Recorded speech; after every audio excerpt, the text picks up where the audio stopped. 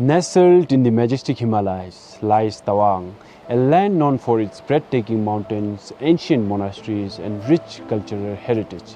Every year, thousands of visitors travel here to experience its beauty, its peace, and its traditions. But behind this picture perfect landscape, another story is unfolding, a story of waste. As tourism continues to grow, and modern lifestyles become more common, the amount of waste generated every day is also increasing. What was once a small concern is now becoming one of Tawang's biggest environmental challenges. Every day, hotels, homes, restaurants, markets, and tourist destinations produce large amount of waste. In a fragile Himalayan region like Tawang, waste is more than just an eyesore. It can pollute rivers, contaminate the soil, and harm wildlife. If left unmanaged, today's waste can become tomorrow's environmental crisis. To understand how waste is managed, we visited MRF or Material Recovery Facility in Tawang.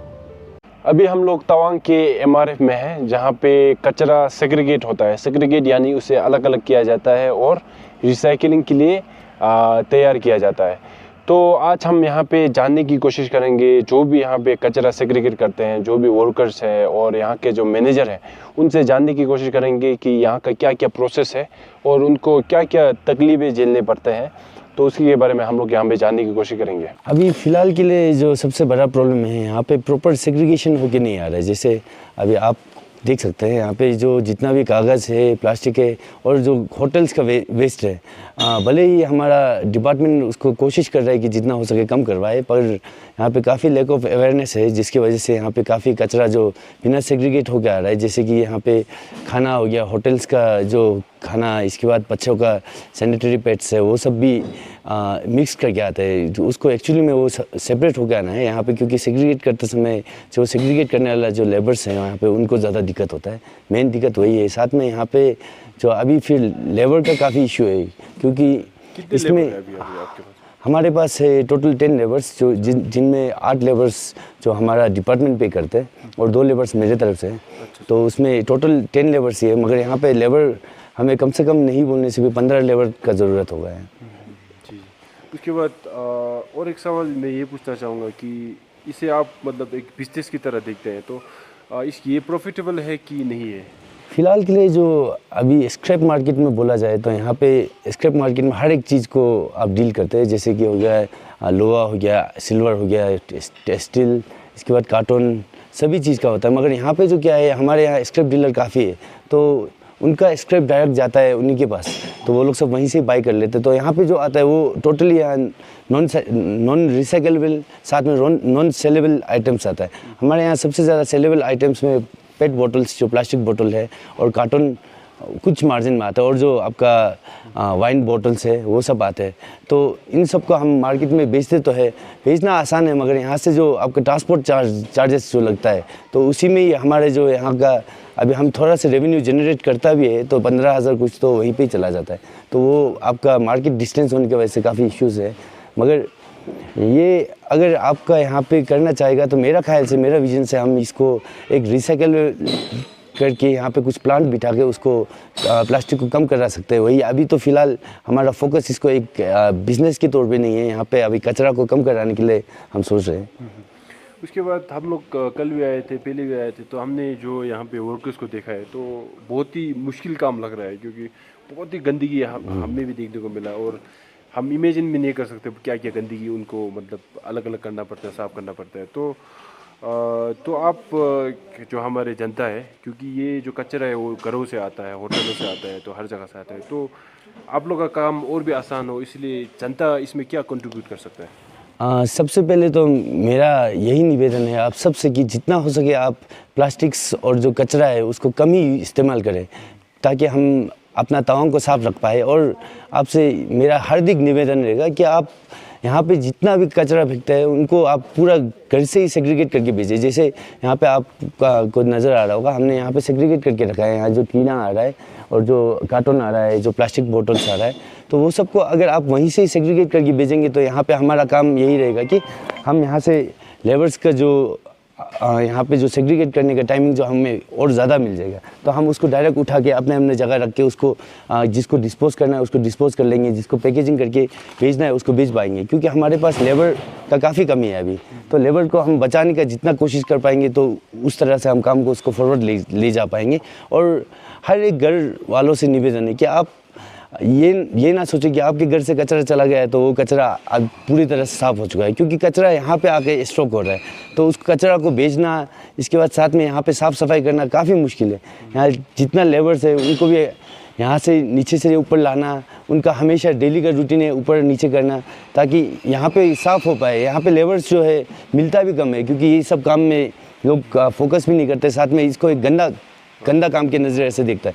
मगर actually ये गंदा फैलाने वाला हम है, तो हमें अपना घर से ही शुरुआत करके इसको साफ़ सफाई करके सेग्रीगेट करके भेजना यहाँ के लिए सबसे ज़्यादा हेल्पफुल रहेगा। The district administration is also taking important steps to tackle the growing waste problem by banning single-use plastics and 500 ml 1-liter plastic mineral water bottles and promoting waste segregation and organizing awareness campaigns across the districts. We also visited UT department to understand what are the future plans of the administration.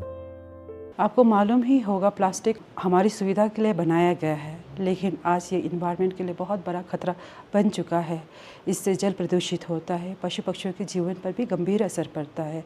Last year इसी month पे DC cum chairman DUDA की तरफ से एक order pass हुआ था कि single use plastic totally Tawang में बैंड होना है। तब से लेके आज तक UD department with the help of district administration और काफ़ी एनजीओज़ की मदद से काफ़ी अवेयरनेस प्रोग्राम बाज़ार्स में किए, हम लोग ने स्कूल्स में किए, ऑफिसेस में किए। तो आपको बता दें कि इसके लिए क्लीन टास्क फोर्स भी बनाया हुआ है, जो कि सरप्राइज विजिट करता है time to time every shops में जाके, होटल्स में जाके। अगर इसमें कोई भी पब्लिक या कोई शॉपकीपर्स या होटलर्स या कोई भी टैक्सी यूनियन वाले की तरफ से अगर प्लास्टिक यूज़ किया पकड़ा जाता है तो फर्स्ट ऑफेंस में उसको 500 का चालान काटता है। अगर वो इस तरह के रिपीटली करता है तो उसको 1000 का चालान भरना पड़ सकता है।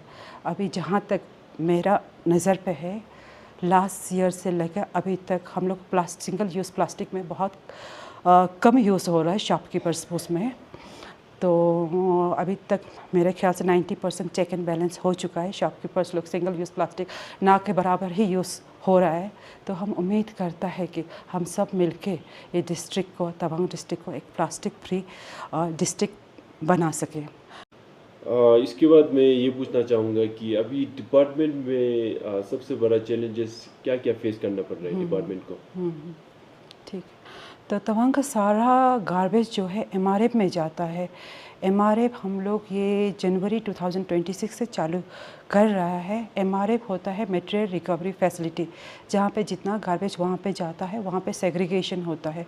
सेग्रीगेशन अगर जो मेटल यूज़ किया जाता है तो हम लोग उसको लिए रीसेल के लिए रख देते हैं, और जो प्लास्टिक वहाँ पे जो निकलता है उसको बेलिंग मशीन से करके बेल करके हम लोग उसको कंपैक्ट करके उसको ट्रक में फिर हम लोग रीसेल करने के लिए नीचे बेच देता है।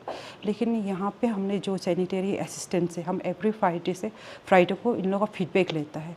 तो फीडबैक में ये पता चल रहा है कि जो मेन पावर वहाँ पे जो एमआरएफ में यूज़ हो रहा है वो बहुत ही कम है मैन पावर। तो हम लोग टोटल नंबर्स यूडी डिपार्टमेंट की तरफ से 8 नंबर्स ऑफ लेबर्स जो है हम लोग सेग्रीगेशन के लिए एमआरएफ में रखा हुआ है, जो कि सफिशिएंट नहीं है। और जो मेन पावर जो यूज़ हो रहा है वो हम लोग यूज़र फीस से कलेक्ट करके उन लोगों का पेमेंट हम लोग दे रहा है। तो अभी देखा गया है कि इन लोगों का पेमेंट और जो लेबर है कम होने की वजह से तो ये रेट को फिर से हम लोग रिवाइज़ कर रहा है। जो रेट हम लोग ले रहा है यूज़र फी वो SWM जो सॉलिड वेस्ट मैनेजमेंट एक्ट है उसमें बहुत ही नॉमिनल से भी बहुत ही कम से कम है। तो इसको जुलाई 2026 से फिर से इसको रिवाइज़ किया जाएगा और नया रेट फिर से लागू हो जाएगा। तो हम आप लोग सबसे रिक्वेस्ट करता है कि काइंडली प्लीज़ डिपार्टमेंट का साथ कोऑपरेट कीजिए ताकि हम लोग एमआरएफ अच्छी तरह से चला सकें। और जहाँ तक हमको फीडबैक आया है तो मेरा सैनिटरी असिस्टेंट के साथ जब हम मीटिंग करता है तो उन लोग यही बताता है कि मेन चैलेंजेस जो है मैडम कि सोर्स से सेग्रीगेशन होके नहीं आ रहा है। सोर्स मतलब आप लोग जहाँ से आप लोग होटल से हो तो होटल से आप लोग जो हम लोग को सेग्रीगेट जो दे रहे हो जो वेस्ट कलेक्शन हम लोग को दे रहा है। जैसे पता है कि यूडी डिपार्टमेंट मंडे को हर ऑल्टरनेट डेज को एक ड्राई लेता है, एक वेट लेता है। मंडे को हम लोग का ड्राई के लिए कलेक्शन के लिए गाड़ी जाता है, ट्यूसडे को हम लोग का वेट वेस्ट कलेक्शन के लिए जाता है। लेकिन मंडे का दिन में यह या तो आइदर ड्राई का दिन में भी इन लोग प्लास्टिक के अंदर में तो वेट वेस्ट डाल के देता है। तो प्लीज़ इस तरह से ना करें आप लोग। ड्राई का दिन में आप लोग ड्राई ही दीजिए और वेट का दिन में आप लोग वेट ही दीजिए। और ड्राई के दिन में बहुत बार पकड़ा गया है, 3-4 बार पकड़ा गया है, सिरिंज मिलता है। तो प्लीज़ आप लोग प्लास्टिक में सिरिंज ना डालें, क्योंकि हम लोग का जो लेबरर्स है वहाँ पे कभी कभी इन लोग विदाउट हैंड ग्लव्स के इन लोग मतलब जब सेग्रीगेट करता है तो इन लोग को हाथ में लग जाता है, पैर में लग जाता है। तो सिरिंज प्लीज़ काइंडली क्लिनिक वाले, डिस्पेंसरी वाले या हॉस्पिटल वाले अपने आप इंसिनेटर में अपने आप डिस्पोज कीजिए। प्लीज़ इसको यूडी का सैनिटेशन गाड़ी में बिल्कुल ही ना डालें। और दूसरा आप लोग से ये निवेदन रहेगा, यहाँ के जितने भी निवासी है, तो इन लोग जो डायपर्स सैनिटरी पैड है तो उसको अलग से आप लोग बिन रखिए। यूडी डिपार्टमेंट का जब गाड़ी आता है तो यूडी का डिपार्टमेंट का गाड़ी के अंदर से में अलग से बिन रखा गया है, जो सैनिटरी नेपकिन और उसके रखा हुआ है हगीज़ वगीज़ जो है। तो आप लोग से रिक्वेस्ट है कि प्लीज़ साथ में प्लास्टिक के साथ ना डालें। तो यहाँ पे पाया गया है कि एमआरएफ में वैसे हम लोग का प्रोविज़न है कि वेट वेस्ट को हम लोग उसको वर्मी कंपोस्ट में ही बनाना है, लेकिन यहाँ का इतना हार्श वेदर होने की वजह से ये साइंटिफिक वे की तरफ से काम नहीं हो पा रहा है। तो हम लोग वेट वेस्ट को अलग से ही पीट खोद के हम लोग वहाँ डाल रहे हैं। तो आप लोग से अनुरोध है, पहले के डीसी जब यहाँ कांकी दरंग सर हुआ करता था, पहले का इससे मैडम से पहले से सर आए थे, तो उससे एक ऑर्डर जारी किया था कि आप लोग अपने बैकयार्ड में पिट रखना है, तो वेट वेस्ट को वहाँ डालना है बोल के एक ऑर्डर जारी किया था।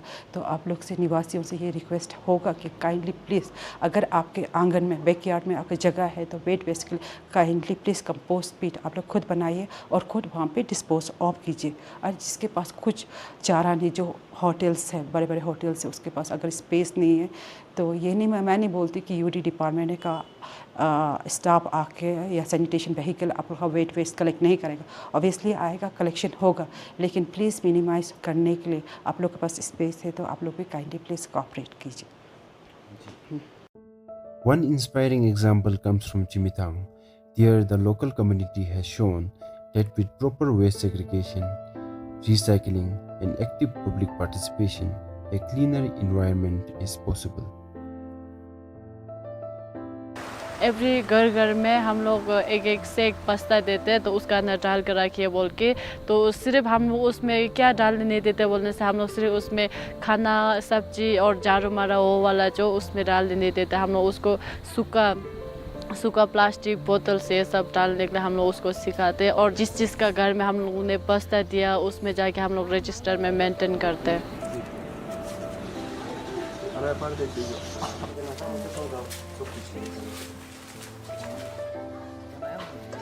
तो हम लोग इसका ये भी रूल बनाया हुआ है कि सीओ और गांव बुरा लोग से हम लोग बात करके तो किस तरह वेस्ट लेके आना है और कब कब सोशल सर्विस होगा बोल के वो रूल भी बनाया है। तो फर्स्ट संडे को हम लोग ये शोकचेन विलेज, शोकचेन, ब्रोकिंगडांग, इसका ये सब होते जो एवरी संडे में सोशल सर्विस होते हैं। तो उस टाइम में हो के इसका बाद सेकेंड संडे को हम लोग लुम्पो, नीलिया, मुचुत, गोरसम ये सब होते हैं। तो वो लोग सेग्रीगेट करके अपना वेस्ट जो गाड़ी में डाल के इसका वहाँ एमआरएफ में लेके आते हैं।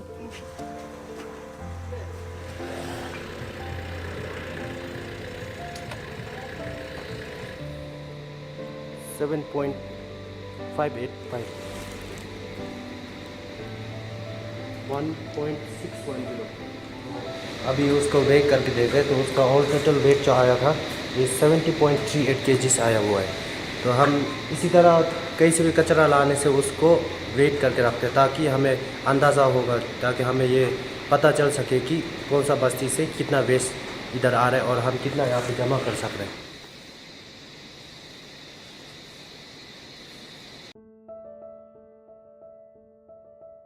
Tawang is not just a tourist destination, it is our home, our heritage, and our responsibility. The future of this beautiful land depends on the choices we make today. Together, let us protect, preserve, and keep Tawang clean for generations to come. Because a cleaner Tawang is a stronger, healthier, and more beautiful Tawang for everyone.